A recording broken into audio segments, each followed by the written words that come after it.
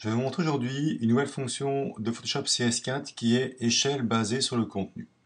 Je vais donc ici étirer, allonger la photo en largeur tout en évitant de déformer, d'étirer les enfants sur l'image. Première étape, je vais ici d'abord convertir mon arrière-plan en un calque. Dans la palette calque, je me positionne sur le cadenas à droite de l'arrière-plan, j'enfonce la touche Alt et je fais un double clic et directement mon arrière-plan devient un calque 0.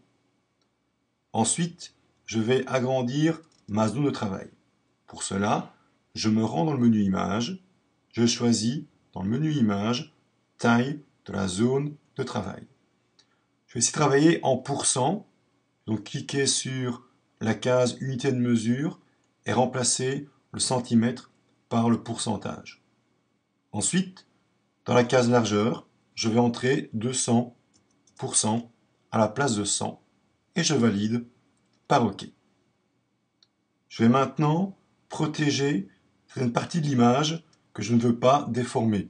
Je vais ici sélectionner l'enfant à gauche et la jeune fille ici à droite. Pour cela, je choisis l'outil lasso, je me rends dans la barre d'options et je vais choisir le deuxième bouton pour ajouter des sélections. Je viens sur la photo, je vais maintenant entourer rapidement l'enfant ici à gauche.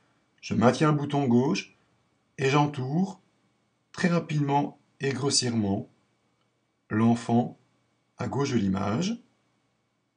Et même chose, je vais maintenant entourer la jeune fille ici à droite de manière assez rapide. Le but sera de protéger ces deux zones sur mon image. Une fois la sélection faite, je me rends dans la fenêtre couche, je passe en bas à droite de la fenêtre couche et je clique sur l'icône qui va me permettre de mémoriser ma sélection sur une nouvelle couche. Une fois la couche créée, elle apparaît en bas de la palette couche avec pour nom Alpha 1. Il me reste à désélectionner par commande D sur Mac ou CTRL D sur PC. Une fois que l'on a désélectionné, on va maintenant faire appel à la nouvelle fonction. Je me rends dans le menu Édition, je choisis Échelle basée sur le contenu. Je me positionne sur le pavé à gauche de mon cadre et je tire le pavé jusqu'au bord gauche de mon image. Je me positionne sur le pavé à droite et je tire mon image jusqu'au bord droit de mon document. Donc ici, étirer ma photo. On peut voir que deux petites filles au centre sont encore relativement assez intactes. Par contre, l'enfant à gauche, la jeune fille ici à gauche et la jeune fille ici à droite sont fortement étirées et déformées. Pour éviter ça, première chose, je me rends dans la barre d'options et j'enfonce ce bouton qui va me permettre de protéger les tons chers de la photo. Il recalcule. On voit maintenant que la jeune fille et les petites filles ici à droite sont maintenant de nouveau non déformées. Par contre, on voit ici que le petit garçon ici à gauche est encore déformé.